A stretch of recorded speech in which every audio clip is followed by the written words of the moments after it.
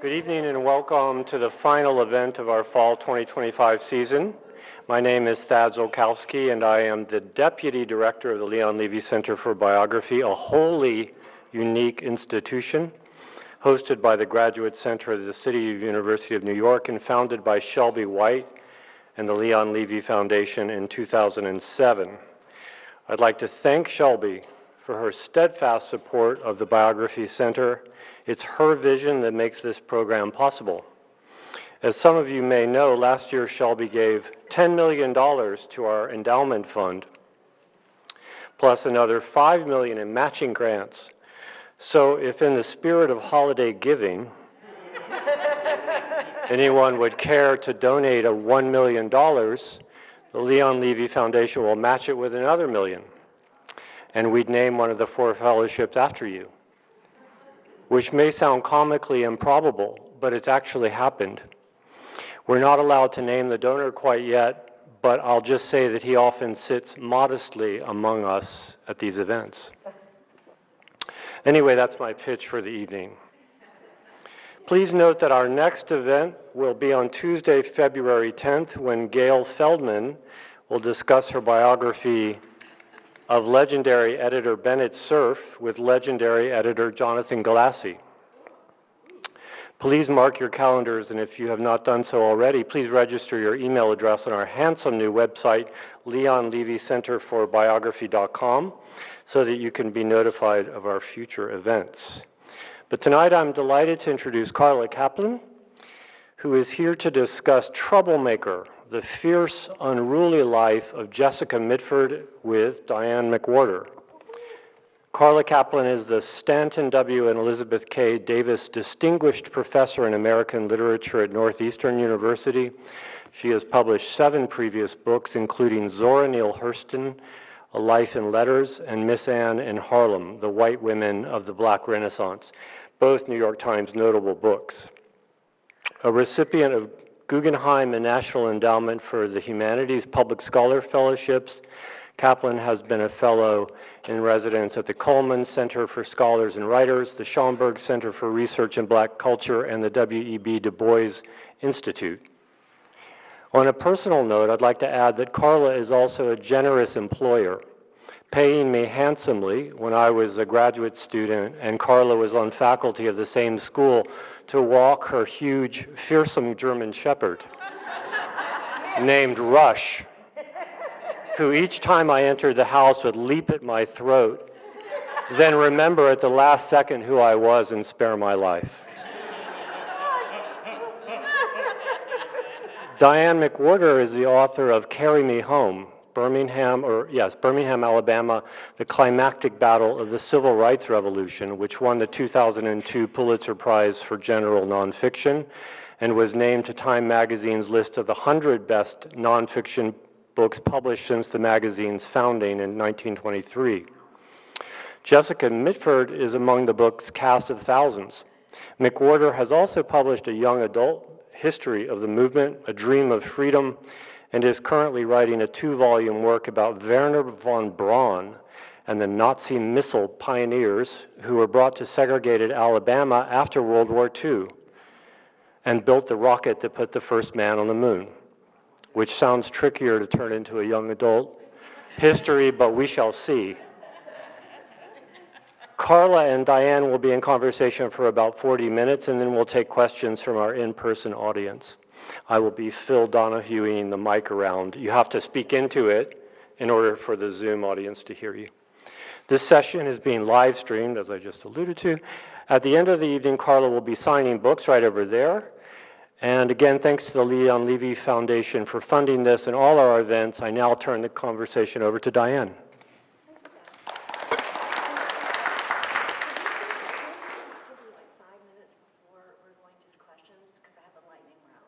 Yes. Okay. Oh, we're okay. Yeah, okay. So thank you for coming. Microphone. Oh. Oops. Really? Do I really need it? Okay. Okay. Okay.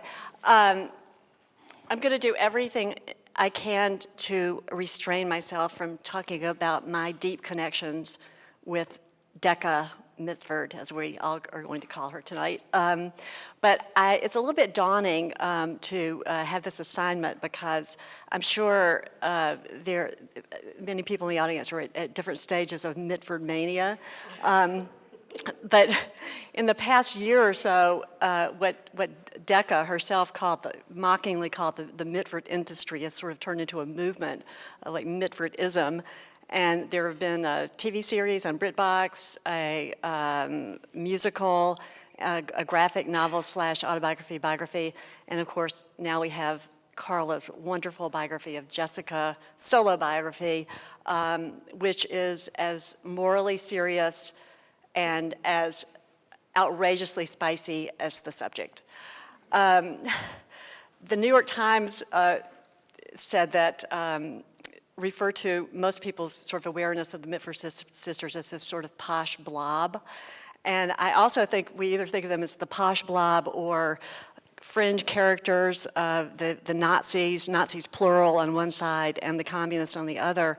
But I think, what we're going to get to tonight is how this British aristocrat with no education, born in 1917, became a teenage bride and fighter against Franco in the Spanish Civil War, to a kind of drifter on the east coast of the United States, to a New Dealer in Washington, to a communist in San Francisco, and finally to a best-selling author and muckraker.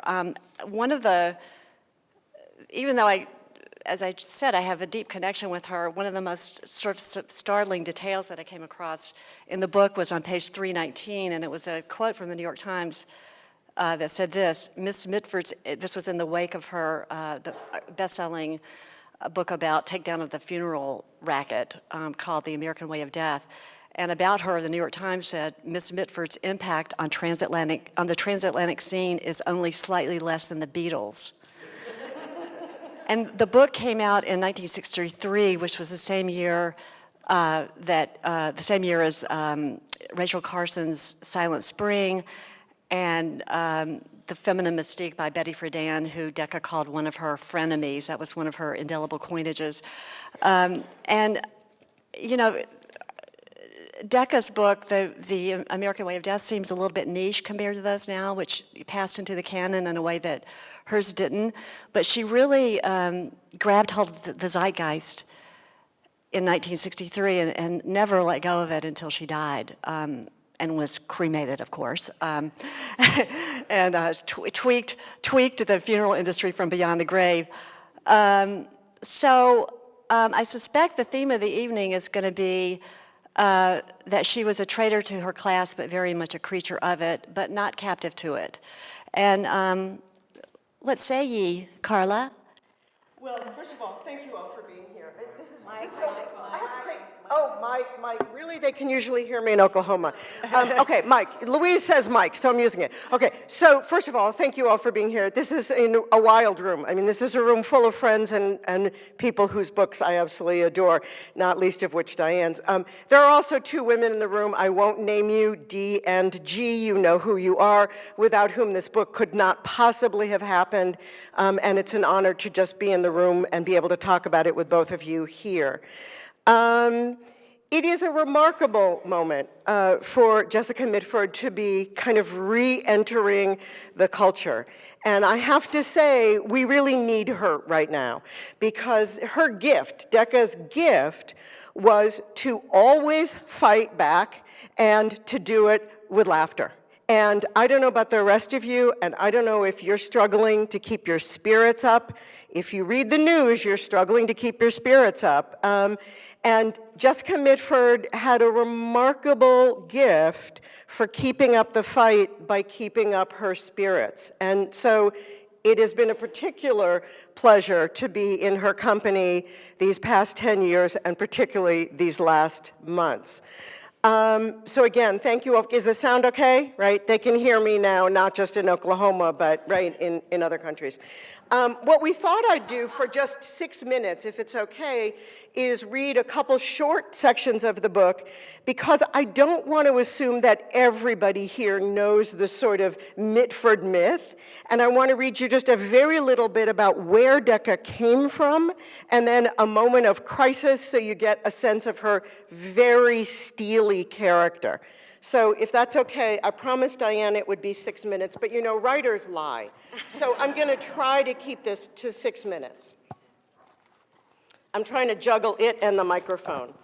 So Jessica Mitford, known really most for her extraordinary muckraking work.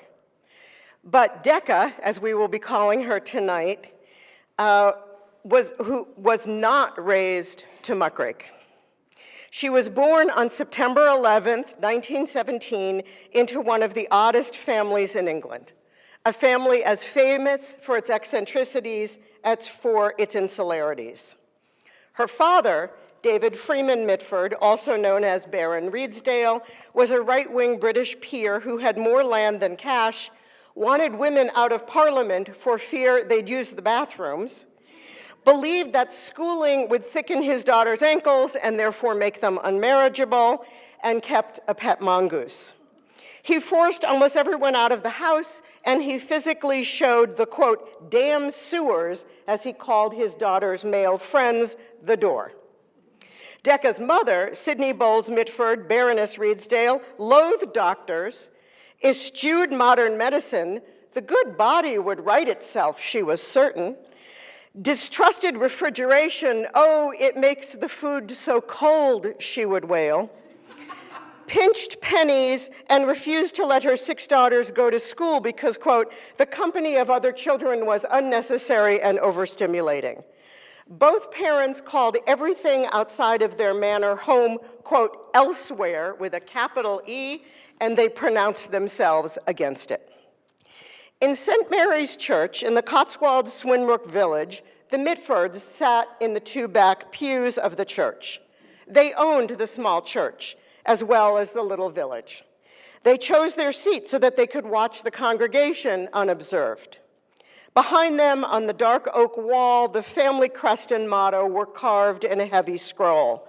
God careth for us, the wooden banner read. Now, some pronunciations might stress the second word, God careth for us.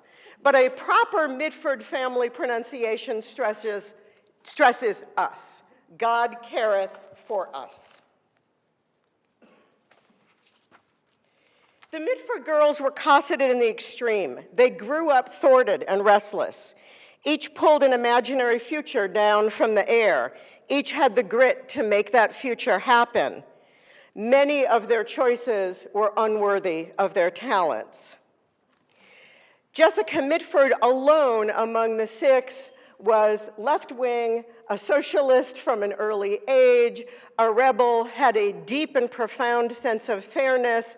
She called the wealthy Cotswold home that other people coveted that dread place, and she said, I have to get out of here. She opened a running away account at 11 years old at Drummond's Bank, which she used to escape with her second cousin, Esmond Romilly, when she was only 19. They made their way to the United States, where they did everything from running a bar in Miami to selling silk stockings door to door.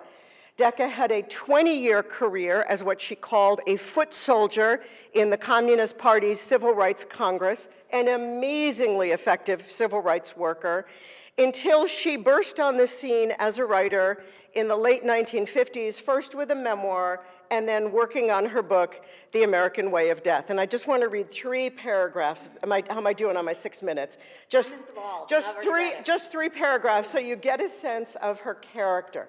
So we've just jumped, right, from the Spanish Civil War, sorry, Amanda, ahead a couple of decades. We've jumped ahead to 62. In the early spring of 1962, Jessica Mitford faced a crisis. Her publisher demanded that she cut her favorite part of her forthcoming book, a detailed description of embalming a dead body. Using a fictional corpse named Mr. Jones, do not be eating, Stop eating. If you're eating, stop now. Using a fictional corpse named Mr. Jones, Decca had lingered over how a trocar device jabbed into the abdomen extracted cavity fluids, how the blood was drained, how 3 to 6 gallons of a dyed and perfumed solution of formaldehyde, glycerin, borax, phenyl alcohol, and water is pumped into the body, how the mouth is sewn shut, and I am quoting, with a needle directed upwards between the upper lip and gum and brought out through the left nostril, and how products such as Suntone, Lifelike Tint, and Flex Tone were used to, quote, soften tissue, shrink or distend it as needed until the corpse, sprayed, sliced, pierced, trussed, trimmed, creamed, waxed, painted, rouged, and neatly dressed, was transformed for viewing into a, quote, beautiful memory picture. Take the offensive chapter out, Houghton Mifflin said, or we are pulling this book. Most early career writers would cave, but Decca was committed to describing her grisly details. She had tested the chapter on friends, her writing committee, she called them, and on the few family members with whom she was still, quote, on speakers. She wrote to her sister Debo, the Duchess of Devonshire, whose nickname, one of whose nicknames was Hen or Henderson. I can explain it later, but she wrote to her as Hen. Hen, I bet you don't even know when is the best time to start embalming, she wrote her sister. So I'll tell you, before life is over. This was actually true. She got this out of the trade journals, that you want to start the embalming process when there's still some life in the body. She never had to make things up. She was an extraordinary researcher. So I'll tell you, before life is over, I had to read that twice. To stir up empathy for the poor people funeral directors fleeced, Decca believed, meant exposing the gruesome practices undertakers engaged in, revealing the many unnecessary steps for which they charged grieving clients. She refused to back down. To leave the gruesome parts out would, I think, be wrong, she maintained. If necessary, she decided she and her husband, Bob, would mimeograph the book on their dining table and distribute it themselves. And that's the cliffhanger that gets us back to the. So I have sort of an existential question about the Mitford mystique or industry. Would it have existed without Hitler? And tell people about the Nazi sisters, literally Nazi sisters, in case you don't know, because I feel like it sort of took that and Decca to make it really take flight. Sure. So the question was, would the Mitford mystique, the industry, have existed without somebody like Hitler? And will I talk about the two fascist sisters? So part of what's so interesting about Jessica Mitford is she comes out of this extremely cosseted, insulated, right-wing milieu. And she leaves it behind. She eschews wealth and status and privilege. She develops amazing, for her, a completely fulfilling life as a left-wing activist and a writer. But even though she abandons that background, she takes the pieces of it she needs and that she can use, and in fact that she can use in the Communist Party. And part of what she takes is a certain playfulness that she got from her sisters. She loved her sisters. They were an incredibly important imprint on her. Her sisters were her whole world. These girls didn't have school. They didn't have outlets. The sisters turned to each other. But two of the sisters, Diana and Unity, made horrible, horrible life choices. They all reached up into the air to pull down futures for themselves. But Diana, who left her first husband, Brian Guinness, yes, heir to the Guinness beer fortune, the liquor fortune, after having 2 children with him, she left him for Oswald Mosley, the founder, of the British Union of Fascists, who was married and having affairs with two of his wife's sisters. And Diana left her husband for Mosley and spent her entire life as a completely unrepentant fascist, refused ever to apologize, went to her grave, by the way, still looking unspeakably beautiful, but went to her grave saying that the Holocaust was the fault of the Jews. So that was the one sister Decca completely refused to have any contact with. But the sister she loved most, and that she had the most fun with, and played the most word games with, and did pranks with, and teased, and had all kinds of adventures, was her sister Unity. And Unity became obsessed with Hitler, went to Germany, stalked him at his favorite lunch restaurant until he noticed her. Now, let me just say, Unity was hard not to notice. She was a 6-foot-tall, blonde, turquoise-eyed beauty. The Mitfords all have eyes pretty much the color of that sweater, just incredible, gorgeous, turquoise blue eyes. Hitler noticed her, they became intimates, a lot of debate over how we should understand that intimacy. And when Germany and England declared war, Unity went into a park, sat down on a park bench, reached into her handbag, took out her tiny little pistol and put it up to her temple and pulled the trigger. She lived 8 more years with diminished capacities. The bullet lodged at the back of her head. So Jessica Mitford goes to America, joins the East Bay Communist Party, becomes an incredibly effective civil rights activist. She's a fundraiser, she's an organizer, she's executive secretary of the party. She keeps moving up through the ranks, learning that she's a great investigative journalist, learning that she has great leadership skills, and developing this wonderfully fulfilling life as an activist, all of which is carried into her muckraking, because the muckraking takes all the fun qualities of the sister's childhood play and all the incredible political work of her life as an activist, and it brings it to the audience as if she is sitting in a chair and chatting with you one-on-one. And that's the family she left behind. And that's the family that, in complicated ways, I think, all her life she also still longed for. Not longed for enough to change who she was, not longed for enough to pretend she was somebody else, but longed for them to see her. And I don't think they ever did. One of the great things about the book is how when I spoke of the extremes that we think of this family, in terms of you make it very clear that the fascism of the two sisters was very normal for their aristocratic background.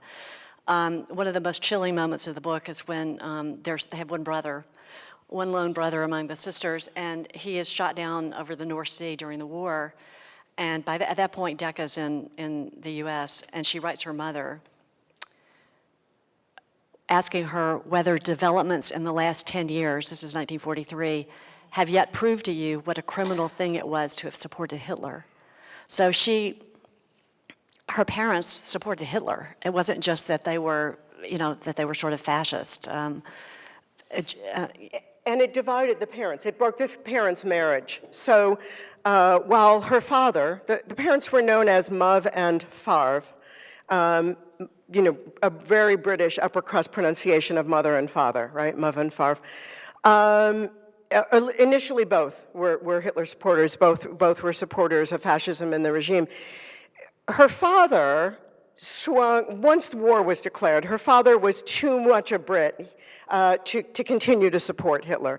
But her mother really never stopped supporting Hitler. She would always talk about what lovely manners he had and how he had the nicest hands. He was just lovely to have tea with. They would all have tea with him.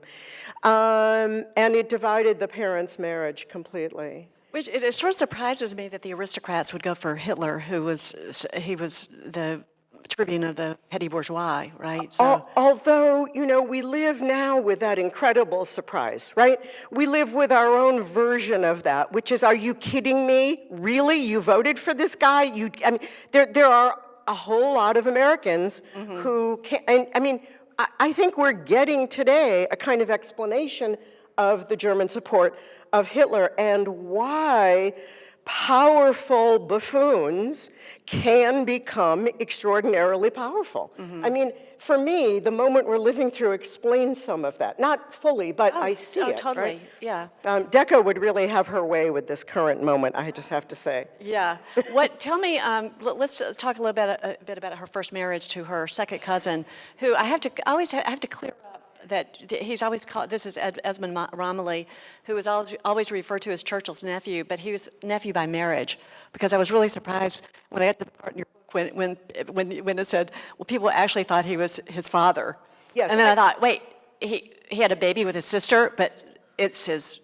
So the rumor mill related to Mitfordiana is intense. I mean, you could spend weeks and weeks and weeks going down a crazy internet hole. There are these fans who have these stories. There's a whole world of people devoted to the theory of Hitler's love child. I'm not even going to touch this stuff because, you know, that kind of fandom is not where this book comes from, and it's not what this book speaks to. But there is a world of this. And part of that world is the question of sort of whether Esmond Romilly, Churchill's nephew or Churchill's son, doesn't really actually matter. Decca didn't care that much about it. But Esmond Romilly was an incredibly important influence on Jessica Mitford in many, many ways. She ran away with him when she was 19. She met him at a cousin's dinner table. We believe this meeting was contrived. He had been fighting in the Spanish Civil War. He's one of the first Englishmen to go fight in the Spanish Civil War. He got there so early there wasn't a full English brigade. And he was a teenager. And he's a teenager. He bicycles across the Pyrenees to get there. And he fought some of the worst battles of the Spanish Civil War. He fought the battles of Madrid and Boadilla. These are some of the bloodiest, most horrible battles, and was one of only 2 survivors of his battalion. He almost didn't survive. He was invalided back to England with life-threatening dysentery, and he did survive, but then his job was to go all over England and tell the families of the volunteers who fought in Spain how their loved ones had died. And after he finished that grim chore, he was at his cousin's for a weekend party where he met Decca. She leaned into him at dinner and said, "Will you take me to Spain?" He said yes. It took them about 36 hours after that to fall in love and to get married. And so she went back to Spain with a veteran of the Spanish Civil War. She went back to Spain with a handsome, charming, hysterically funny, brilliant, imperious young man of her class, indeed a relative, who himself was a warrior of that battle. And what I believe it imprinted on her so profoundly was a lesson in solidarity, because for progressives of their generation, the Spanish Civil War was the lesson. And we have to always remember that this was a period, we've never seen anything like it since historically, when many, many, many people who were not Spanish, who were not connected to the Spanish Civil War, volunteered to fight. They were not soldiers. They were largely untrained. They were typically unequipped. I'm looking at Amanda Vail, who's written one of the great books on the Spanish Civil War, and who volunteered and risked their lives in defense of democratic socialism, in defense of democracy, and against fascism. And Jessica Mitford, who came from a class of people that, let's face it, is not famous for putting themselves on the line for others. I don't think that's how we'd mostly describe the aristocracy, right? She comes from that class and she witnesses people putting themselves on the line for principle. And she's there with somebody who's just done it. And I think it's a lifelong imprint for her. And the ineptitude of the 2 of them is hilarious. They're incredible because they're wonderful young aristocrats. They're left-wing aristocrats, but they are young aristocrats who they don't know that you actually have to pay for utilities. So they're running up these amazing, utility bills, and then somebody comes to get them to pay the bill, and they're just shocked, and they think they can hide in the bed because, the process server can't bother us in bed. And they work a series of jobs that are almost unbelievable. I mean, a fiction editor, if I had a fiction fiction editor, and I was writing this, the fiction editor would say, this is too much, you're making this up. But everything from Esmond selling silk stockings door to door to Decca gets a job in the New York World's Fair selling Scottish woolens at Ye Merry England Village. So Ye Merry England Village was part of the New York World's Fair, and she's supposed to convince fairgoers that the Scottish woolens are handmade on the looms on display. And of course, she's got the accent to do it, right? So they have a series of wild adventures throughout the United States, and they get written up in the Washington Post. So Eugene Meyer says he meets them, and he gets it immediately, and he gives them a series on their madcap and bohemian adventures as British aristocrats in the United States. It's actually Decca's first experience at journalism and it being funny. And they have a series of essays in the Washington Post on their madcap adventures. By the time the last one is published, the two of them are anything but madcap. By the time the last of this madcap, hilarious Bohemian series is published, Esmond has joined up with the Royal Canadian Air Force, which he does when war is declared. He joins up he is trained as an observer and navigator. Now, what this means at the time is the person who sets the path for the bombers for where they are going to bomb.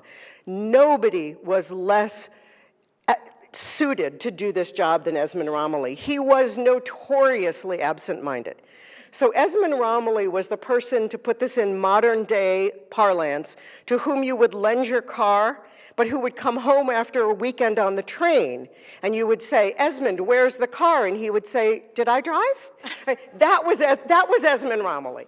And he was trained to do this incredibly delicate job, again, very ill-suited for it, and tragically was shot down and killed over the North Sea only months into flying his first sets of missions. And now Jessica Mitford is alone in the United States with an infant daughter, cut off from her family, with no training, with no education, with no job, and with no money.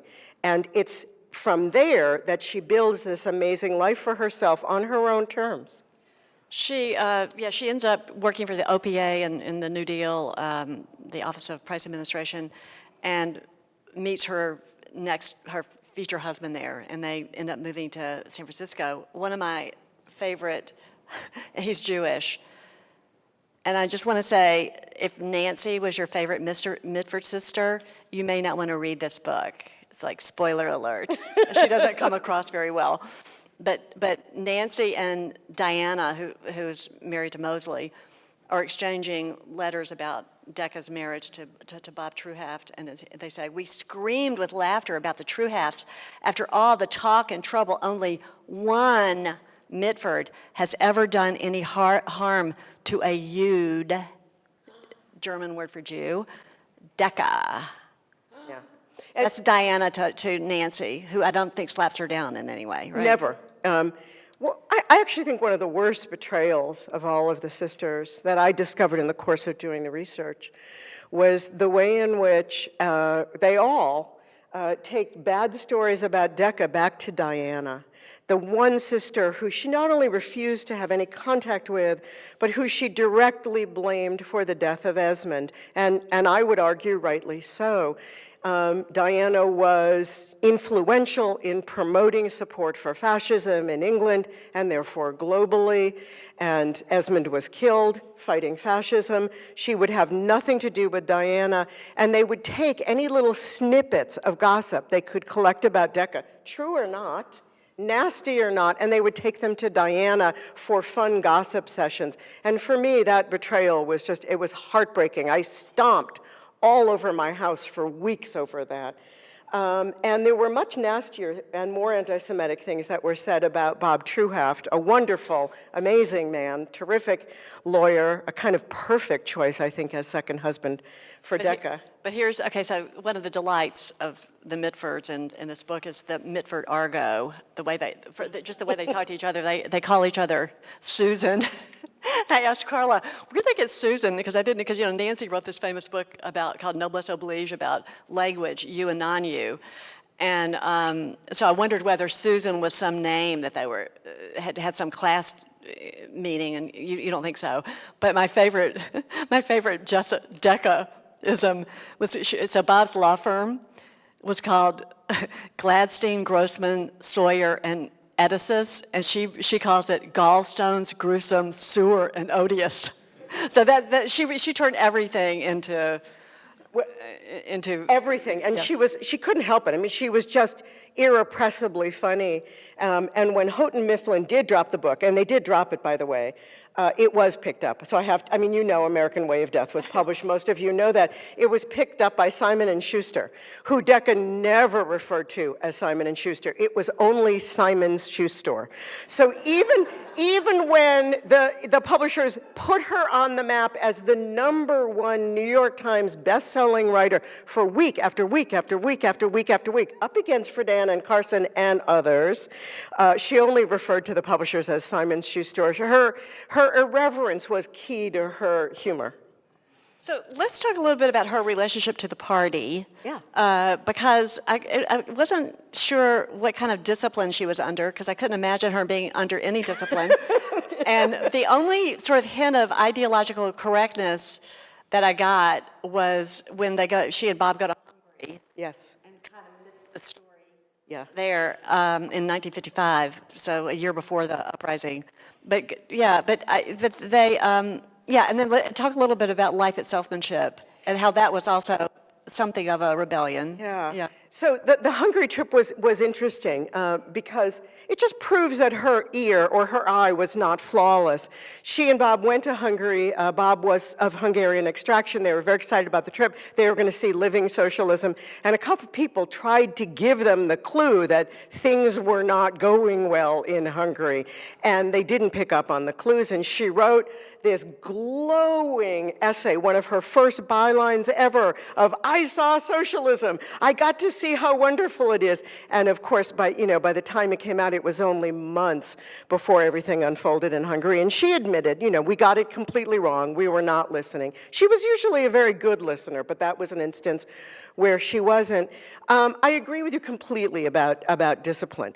Now, there are ways in which Jessica Mitford was profoundly disciplined. It was maybe the first thing I came to really understand about her, or that we shared. She was an amazingly hard worker.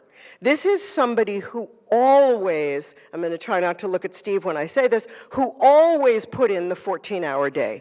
And she didn't complain about it, and she never whined, and she actually really liked hard work. And that was true of her time in the Communist Party. So in that way, she was very disciplined. She worked incredibly hard. But if you asked Jessica Mitford to follow rules, forget about it. That way, she wasn't disciplined at all. And I don't think she could have survived in any version of the Communist Party other than the East Bay.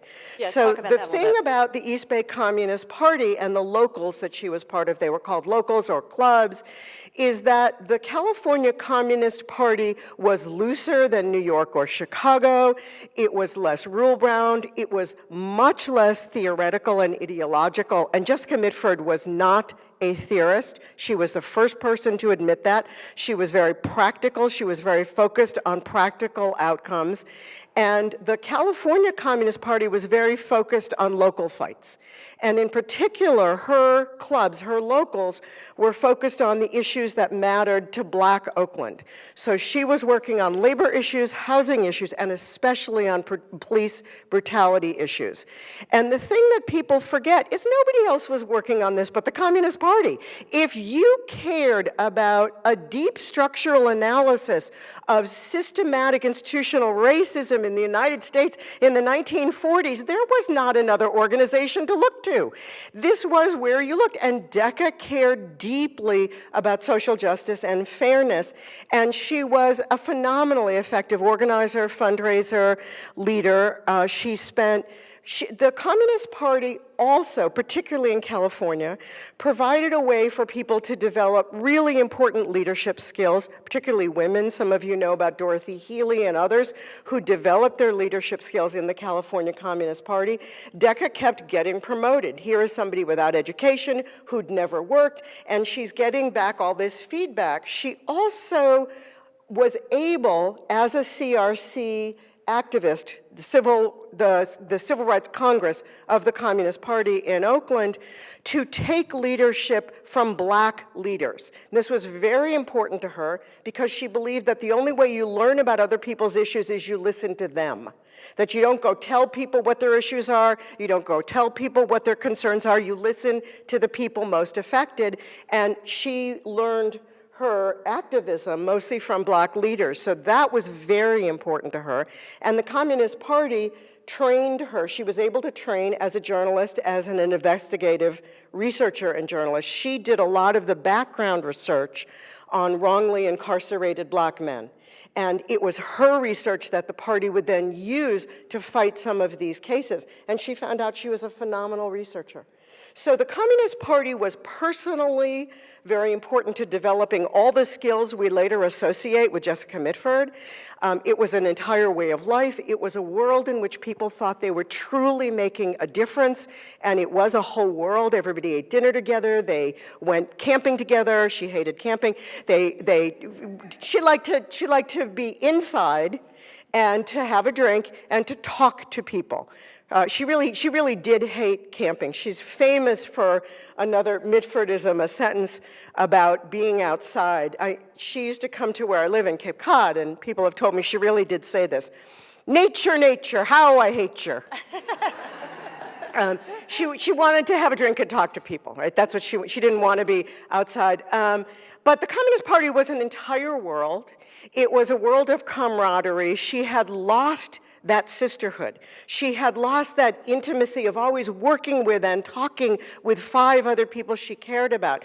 And I'm not saying the Communist Party was an alternative sisterhood, but for someone who couldn't be alone, and Jessica Mitford could not be alone. She was alone, as far as I can tell, for 3 months in her life only ever. And she described it as the worst period of her life. The Communist Party was a whole world of smart, interesting, fun to be with comrades with whom she could work. And in the East Bay, she could thrive because the East Bay was a much looser version of the CP than many of you know about from here in New York. And it was just an amazing experience for her and for Bob, actually. And she wrote this, Life Itself is Ship. I'm sorry. So she wrote this famous pamphlet lampooning commie speak, basically, right? Yeah. Total send-up of commie speak. It's a kind of also a parody of her sister Nancy's work on you and non-you, aristocratic and non-aristocratic language. And she does it as left and non-left speech. And she takes Communist Party, really garbled, complicated sentences. The result of this consideration will be revealed in the long struggle of the, right? And she translates that into everyday language. We don't know how this will turn out. Right? But I can't do it's hysterically funny. And it's the first thing she ever writes and publishes. She does mimeograph it on the dining table. She sells it as a little pamphlet. And it is making fun of her world. Now remember, the Communist Party, it's her entire world. And she publishes this pamphlet excoriating the way party people speak. And she expects to be raked over the coals for it. And she kind of figures it's, her just desserts, that if she loses, and everybody loves it. Especially the worst offenders, she said. The worst offenders love it most, because the trick about Jessica Mitford is you don't want to be the object of her tease. Ever. You always want to be on her side of the tease. So everybody in the party reads this pamphlet and they say, oh, look, she's making fun of them. So everybody thought somebody else was the target, and she had to keep printing this thing on the dining table. And it's hysterically funny.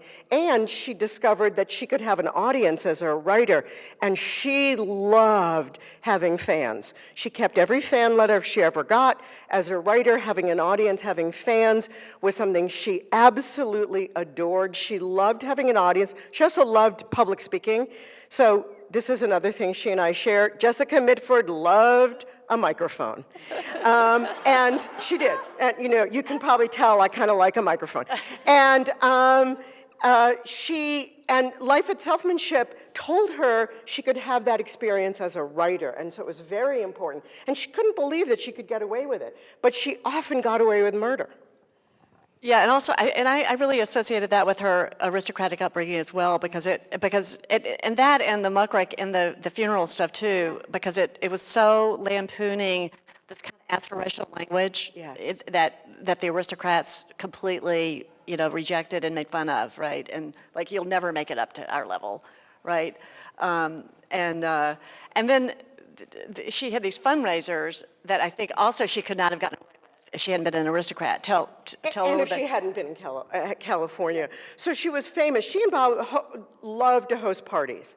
And their house was famous for hosting the best left-wing parties in all of Northern California. And they did it a lot, and she hosted fundraisers. But she hosted fundraisers in a very particular way, and I really can see in her fundraising parties the imprint of the sisters and the imprint of her childhood, because they were filled with pranks. So the fundraiser would begin with a normal beginning. You had to pay something to get in the door. Well, that was typical for a fundraising party. So maybe admission is $1 and drinks are 50 cents. But at Decca's house, it goes on from there. Admission is $1, drinks are 50 cents, the cup is 10 cents, using the bathroom is 25 cents. Oh, you want toilet paper? That's another 10 cents. Oh, you want to get out of the bathroom? That'll be a nickel. Getting your coat back? That's 50 cents. Leaving the party, that's another $1, right? So it goes on and on and on and on from there. And she got away with it. I mean, she was so much fun to be around. She was so funny. She was so genuinely interested in others. That was not made up. She was truly interested in other people. Everybody wanted to be at the party, no matter what it cost them. So that's 5 minute. Oh, okay. So we're not going to get. We're not going to get to that. There's a lot of really tough stuff in here too. Yeah. So we've kept to the light stuff. There's some, and I was going to ask you, and maybe we can talk about this in the question and answer. Like, she had a lot of tragedy, including losing 2 children, and a rape, and anyway, and she would never go there. She was not introspective at all. And what I was going to ask you, but we can save that for later, is what it was like writing about having a subject that was totally unintrospective, and what your strategy was for dealing with this. But let's do a little lightning round. Okay. This is the Barbara Walters round. What is your favorite piece of Decca's writing that you would recommend if people haven't actually read her, or have only read about her? My favorite piece of writing is not the funniest at all. It's Kind Unusual Punishment, which is her book on the prison-industrial complex. And as far as I can tell, I can't guarantee this, so don't quote me on this. I'm going to say maybe. I think Jessica Mitford invented the term prison abolition. She was one of the first, if not the first person to use that term, and developed a critique of prison abolition kind of 50 years before we really see it being commonplace, and it's a startling book. Her ability to cross social and class and race lines and to really listen to and understand incarcerated people is an amazing thing. So in a way, that's my favorite book, because it speaks to what an incredible writer she really was. The funniest book is her first memoir, Hans and Rebels. So if you have never read Jessica Mitford, start with Hans and Rebels, sometimes called Daughters and Rebels in the United States. It's amazing, and then read The American Way of Death. I forgot, is Hans for honorable? It is not for honorable. They, in fact, refuse that. It is for, this is a whole, the chickens is a whole thing. We only have 4 minutes, so I can't do the chickens. Yeah. But it is for, remember Dear Hen, Dear Henderson? Yeah. That's from the chickens they would raise. They had all these chicken names, and Han is another chicken name. So it is not Han for honorable, although their official title would have been honorable. They all eschewed it. To their credit, they did all eschew it, all 6 of them. But Hans and Rebels is for the hens. It's a chicken name. Okay, in doing your research, and I was humbled reading in your acknowledgments about your IT crew to get all the boxes digitized, all her letters and stuff. She was just such a letter writer. What was your? I know when I have a eureka moment doing research, I have to I stand up, and then I have to walk away and make a sandwich or something. What was your eureka moment when something that you either hadn't expected or you had been looking for turned up? I remember the eureka moment. Yeah. And it was a eureka moment that happened during research, but it was an interview. Does it count if Yeah. it wasn't archival? So early on, when I was doing this book, and I wasn't supposed to be doing this book because I was still writing Miss Anne in Harlem, but I had to do the interview with the Duchess of Devonshire because she was getting older and I needed to get to her. That's Debo. That's Debo, Debo, the the youngest, youngest sister sister. who became the Duchess of Devonshire and the chatelaine of Chatsworth House, one of the most extraordinary, massive of all the English estates. And I wanted to talk to Debo while I still could. So I flew out of England. She gave me an entire day. I was very careful to bring the right gifts. If you're seeing, we can't see her now because she's no longer with us, but I was instructed, bring Elvis presents, more on that later. So I brought a bunch of Elvis gifts. She gave me an entire day. And I wasn't getting anywhere. I was getting nothing from her. She must be one of the most scripted women in all of Europe. She had been interviewed. By the time I got to her, she was interviewed about 400 times. And she was saying things to me that I had seen on YouTube. I knew I had seen them before. She was just very scripted until I asked her a question about one of Decca's 3 best friends. And I asked her a question about her communist comrade from the CRC days, Marge France. And the Duchess of Devonshire said, "Who's that?" "There's no Marge France." And I said, "That was your sister's best friend." And she said, "No." I can't do the accent, but she said no. And, I'm feeling more Jewish and more American by the second, right? Because she's telling me no. And I happen to have Peter Sussman's incredible book of Jessica Mitford's letters. It's just called Decca with me. And I showed her all the letters to Marge. And the Duchess stopped the interview. She started crying. She stopped the interview. She excused herself. We took a 40-minute break. Now, when she came back, she was fully composed again. But I understood, it was a eureka moment, because I understood from that crying, that she cried in front of me, something about how much the 2 sisters wanted to connect. Decca wanted to connect so much that she withheld some friends from her sister, the ones she didn't think her sister could ever possibly understand. And it broke Debo's heart to know Decca had done it. So it broke Debo's heart to know that her sister had not shared with her her real life. And I learned so much about the distance between them and the longing for one another across that distance. And it was a huge eureka moment for me. Yeah, and the most sustained period of kind of open anguish in the book is over the sisters. Oh, absolutely. Yeah. Well, that tees up nicely my next question. Good. Did Debo have an affair with JFK? A lot of people think so. I mean, it makes for a juicier book if she did. There's a lot. Let me answer it this way. Okay. So her sisters thought she did. In fact, her sisters were entirely sure she did. They called JFK, playing on Eva Lenoir's title, they called JFK the loved one. So they were completely convinced, all the sisters, Decca included, that they were having an affair. They had quite a bit to go on. And when he was killed, their reaction was, "Poor Debo." Exactly.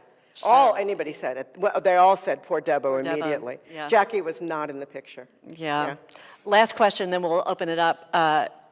Was there some mystery that you were never able to solve, some fact you couldn't find, or something you couldn't interpret that really nagged at you? Many. Mm-hmm. There were many. In spite of 600 crammed banker's boxes of material, a biographer's dream and a biographer's nightmare, there were certain things that I could never resolve or find out. As Diane mentioned, there was a lot of tragedy and a lot of sadness in Decca's life, which she did not dwell on. She lost a daughter very, very early, and she lost a daughter to measles. And it is a very complicated story that is a story about class. She was seeing public health nurses. They assumed she had been exposed to measles. They assumed she had some immunity. They did not know, because she did not tell them, that she was an aristocrat who has kept away from other children. She got measles. Her daughter got measles. Decca barely scraped through. Her daughter did not. Her daughter died. And it was a terrible heartbreak, and I was never able to find out where her daughter was buried. And I sort of wanted to know, and in some way, virtual or in real life, pay respects. So let's hear what you want to know.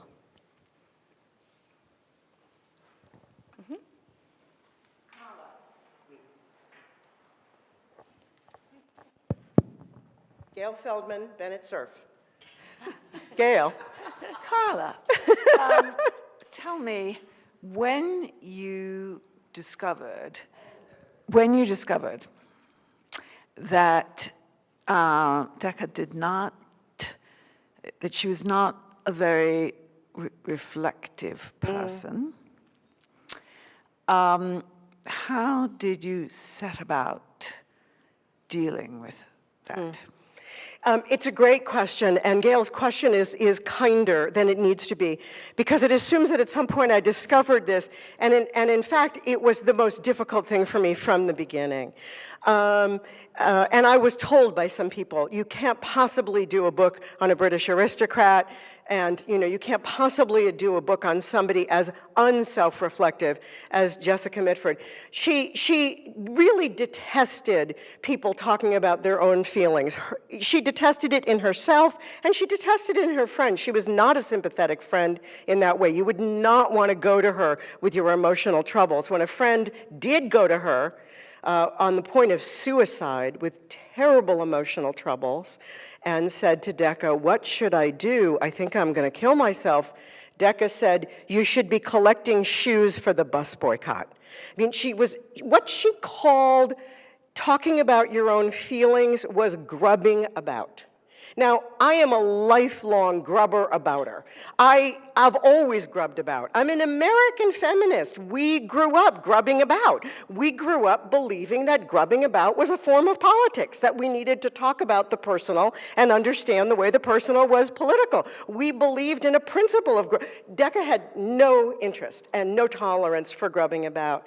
And it was the hardest thing for me to understand about her, and it kept her at a great distance from me for the first years of the research. It's part of why the book took me 10 years, Gail, is because there was no grubbing about, and so it was harder to get to know her.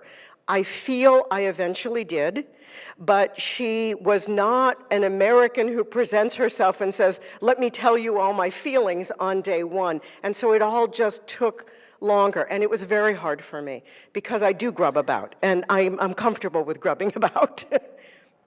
Martha? Thanks so much.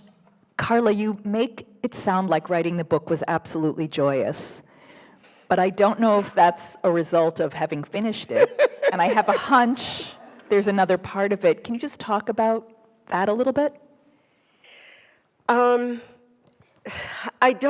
So I think there's a lot more joy and exuberance in having finished it.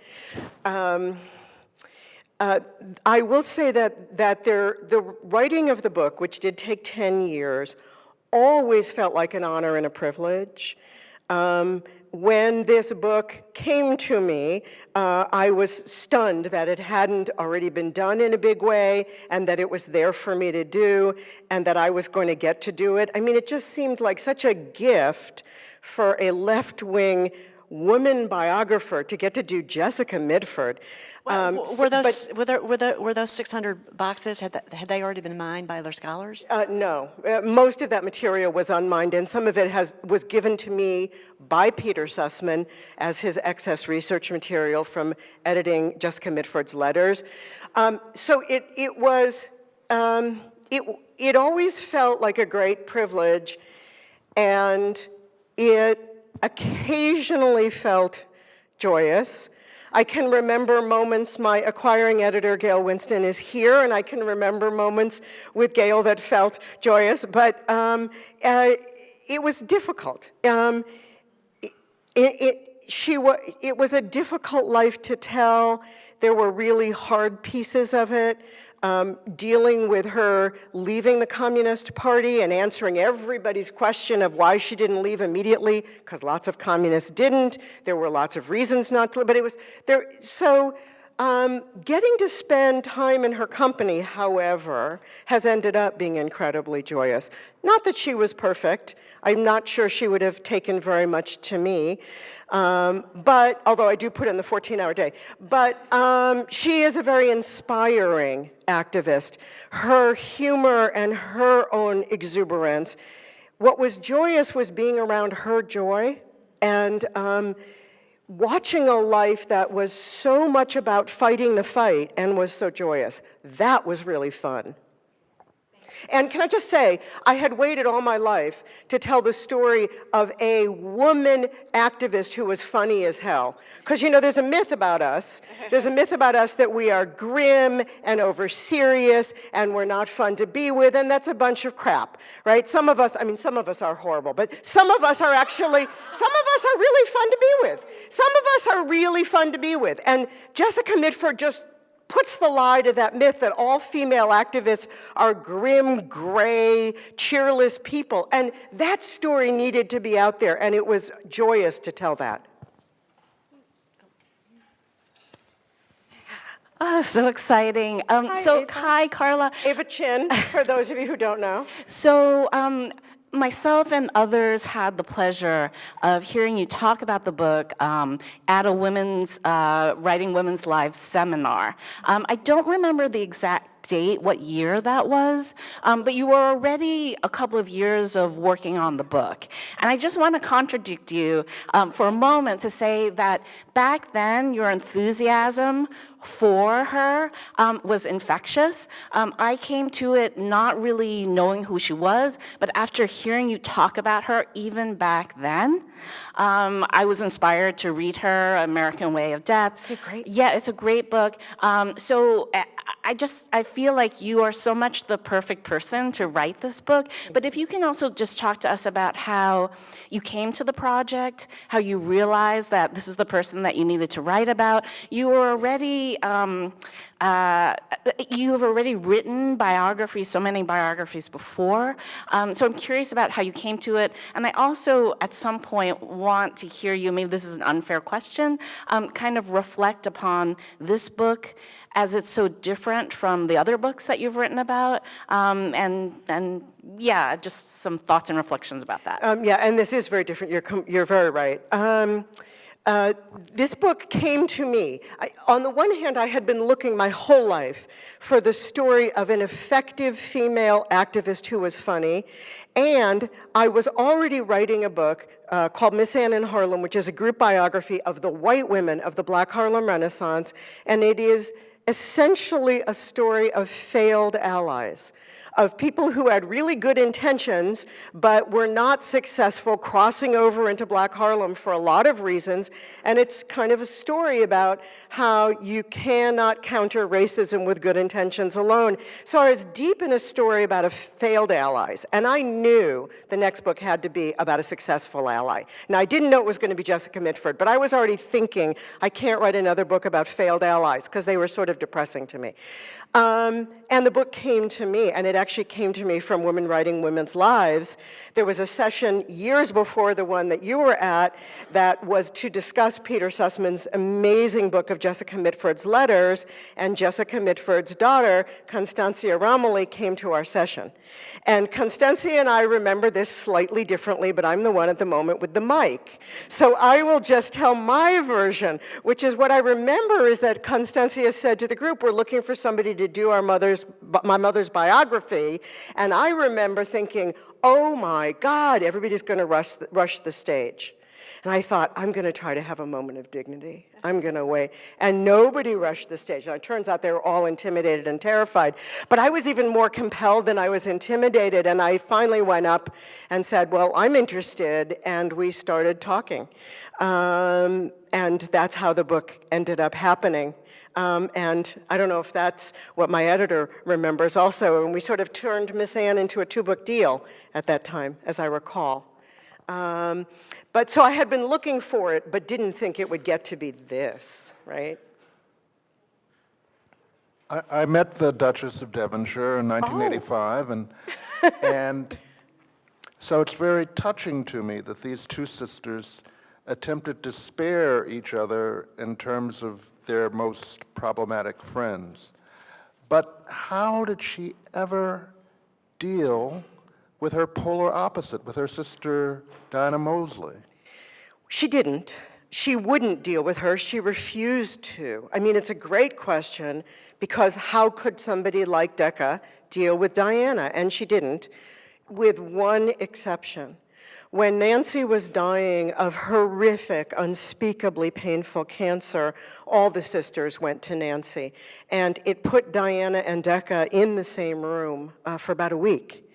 And they dealt with it by dealing with Nancy only. They dealt with it by making it all about Nancy, and they didn't talk about their rift, and they didn't talk about themselves, and they didn't connect again after that.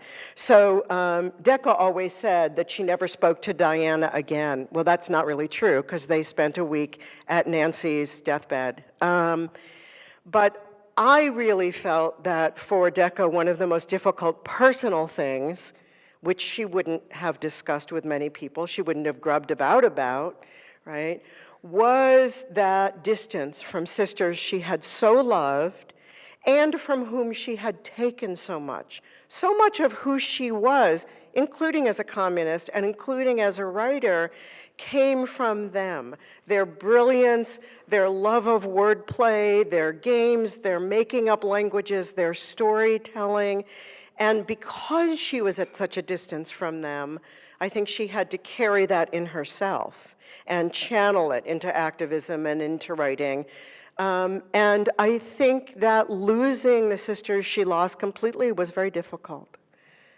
And I saw that when Debo burst into tears, because she's not a woman who cries easily. Last question. Maybe this shouldn't be the last question, because it might be an unfair question. I don't mean it to be, but when you were speaking about Mitford's not liking to talk about feelings, Yeah. I was reminded that Christopher Hitchens, who was not an aristocrat, Yes. though he had pretensions, in the process of losing his mind when he was moving to the right, I remember him making a comment to the effect that he'd never heard anything more absurd than the idea that the personal is political. And so is that the British aristocracy? Is that being British? I mean, it seems like it might be something else. It is a certain view of Britain. I realize it's unfair in a way to bring this up, and I apologize, but it seems to me you have an possibly incredible insight into this. Well, I think it's a totally fair question, unless I have to generalize about the British aristocracy tout court, which I'm going to try to skirt around a little bit. But I do think that we are talking about a class of people for whom talking about themselves with anybody but each other is considered déclassé. It's just not something you do. It's part of exposing yourself. It's part of that resistance on the British aristocracy for any form of vulnerability or excess, which is considered a form of vulnerability, any form of show. It's why at an aristocratic dinner you just pick, because you don't show appetite, you don't show hunger. These are vulnerabilities. And so I do think there's a piece of that comes from her class, and Decca had not just the British stiff upper lip, she had a concrete upper lip. She was able to forge ahead, which was an expression of hers, forging ahead, under enormous challenges and circumstances. And I think it did come out of that background. And I think she had a very particular individual version of it. She had to make her own way under almost impossible circumstances. And she made her own way by forging ahead. She made her own way by not stopping to dwell even on her loneliness, even during that 3 months of miserable loneliness, which she always described as the worst period of her life. She didn't dwell on her loneliness. She just kept trying to forge ahead and make a life. So I think it's both. I think she carried that over over as a kind of both a Mitford and a class thing. Her mother had a concrete upper lip. Her mother absolutely imbued all the daughters with the importance of never talking about yourself or your own feelings. Can I tell a tiny story about Mav? No? Yeah. Can I? Amanda says no. Tiny story about Mav. When Decca's mother, Sydney, was only 14, she was at a very fancy dinner party where she wasn't supposed to be at the table because the children were not supposed to be at the table. They were supposed to be upstairs. But she was graced with the possibility of being at this very fancy dinner party. And during dinner, she got a fish bone completely lodged sideways at the back of her throat. Not a little fish bone, not like, a fish bone you can somehow swallow, but it was cutting off, she couldn't swallow, she couldn't breathe, and it was cutting her off, and it was completely lodged at the back of her throat. She's 14 years old. She went upstairs alone to her room and got the fish bone out with a button hook. Now, that was Decca's mother. And that was how Decca's mother believed things should be done. You don't draw attention to yourself, particularly if you are female. So yeah, she had that, in a big way. And it was a completely fair question. By the way, Hitchens wrote forwards to Decca's work, was a great fan, was somebody who I think at one point was thinking about doing more work on her. So there's a connection there as well. Thank you. That was terrific. And Books. And Carla, I'm sorry that you're so much like Sydney and don't want to express yourself. No, I'm happy to grub about. I want to thank Shelby White and the Leon Levy Foundation again for making this possible, and thank all of you for coming out and tuning in.